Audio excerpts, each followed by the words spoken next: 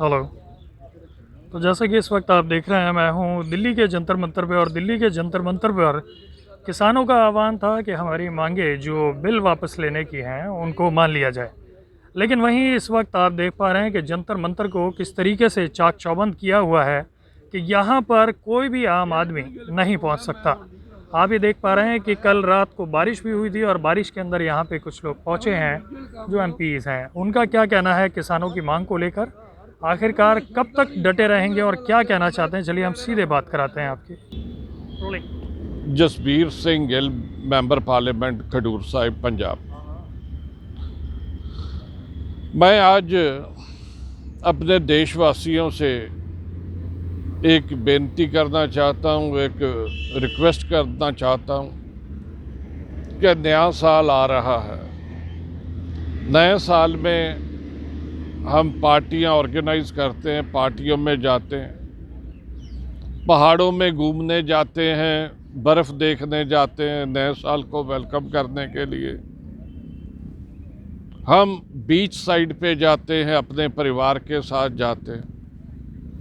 मगर इस साल जितनी डिटर्मिनेशन, जितना रिजॉल्व हमारे किसानों ने दिखाया है, मैं समझता हूँ कि न्यू ईयर ईव पे हम सभी को, जहाँ जहाँ किसान प्रोटेस्ट कर रहा है, आपके स्टेट में, आपके ज़िला में, जहाँ भी, मेरी गुजारिश है कि आप 31 दिसंबर की रात उन किसानों के साथ बैठें और उनकी हौसला अफजाई करें। किसान सरकार से कुछ और नहीं मांग रहा, अपना हक मांग रहा है। आज कैसे दिन आ गए हैं कि हमें, हमारे अन्नदाता को आज 3-3, 4-4 महीने हो गए उनको खुले आसमान के नीचे सोते हुए, सड़कों पे, रेल पटड़ियों पे बैठे हुए। मेरी रिक्वेस्ट है सरकार से कि आप अपने अहम को छोड़ें, आप अपने सत्ता के नशे को छोड़ें। आप एक बात समझ लें, the power of people is more than people of power. जो आम लोगों की ताकत है वो ताकतवर लोगों से कहीं अधिक है। तो आप, अब भी आपके पास टाइम है, आप अपने अहंकार को छोड़ के किसान के ये तीनों, जो मैं कहता हूँ ये जो काले कानून हैं, इनको रद्द करें और किसान खुशी खुशी अपने घर जाए। अगर आप ये बिल वापस ले लोगे, आपका कद नीचा नहीं होगा, आपकी हार नहीं होगी, बल्कि सरकार जीतेगी जो इतने चेहरों पे खुशी लाएगी। थैंक यू जी, बहुत बहुत शुक्रिया। मैं रिटायर्ड प्रिंसीपल हरदीप सिंह पट्टी, chairman Punjab pensioners welfare board, government of Punjab. मैं इत्थे काफ़ी दिनों से आया हूँ, क्योंकि जो सारे MP साहबान हैं और MLA साहबान हैं, वही जगह पे किसानों की हिमायत में प्रोटेस्ट पे धरना दे रहे हैं। 21-22 दिन हो गए हैं, और किसानों को भी जो बॉर्डर पे बैठे हुए को आज 32 दिन हो गए हैं।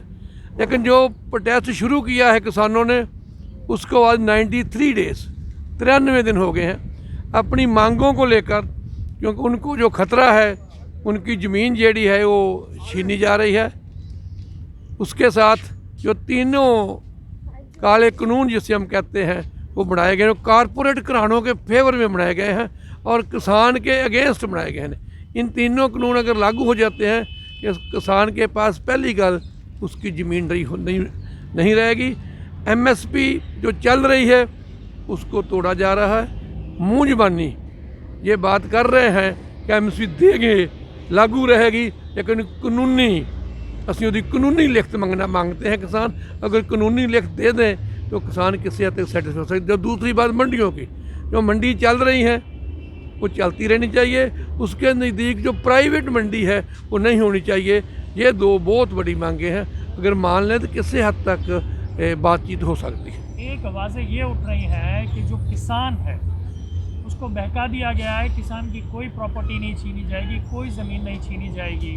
लेकिन किसान को किसी ने बरगला दिया है, उसको गलत मैसेज कन्वे किया है। प्रधानमंत्री ने जो अपने भाषण दिए, मन की बात कही, उसके अंदर भी ये कहा गया है।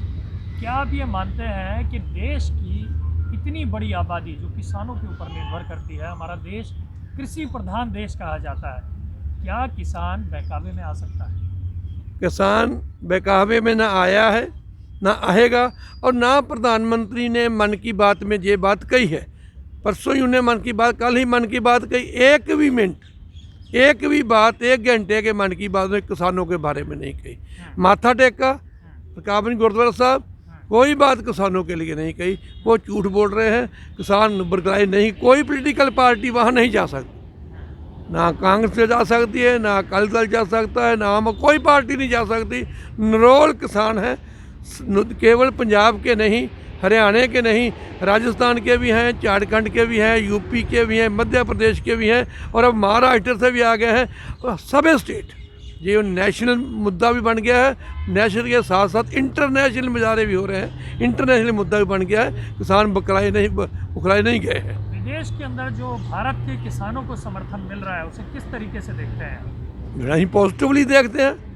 वो बहुत सारा, देखो, उनका फ़र्ज़ बनता है, जो लंबे समय से धरना चल रहा है, इसको लंगर चल रहा है, लंगर सिस्टम साड़ी है, गुरु नानक साहब ने शुरू किया था, उसके लिए पैसा भी चाहिए। वो कोई पैसा किसी को वैसे नहीं भेज रहे, जहाँ कोई 2 नंबर में नहीं आ रहा। आपके बच्चे ही हैं वहाँ? हमारे बच्चे हैं, हमारे भाई हैं, इसीलिए इसी तरह हमारे जो बेटे हैं, हमारे भाई हैं, वो बॉर्डर पर भी हैं।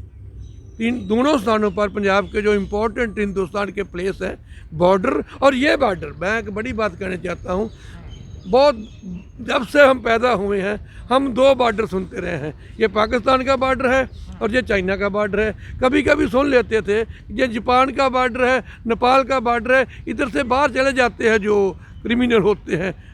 लेकिन ये पहली बार देखा है हिंदुस्तान में 2 किस्म के बॉर्डर हैं, पाकिस्तान चाइना का बॉर्डर है, नेपाल का। ये बॉर्डर क्या बन गया? State border. ये बॉर्डर हुआ जो हरियाणा के साथ बीच खड़े हुए हैं।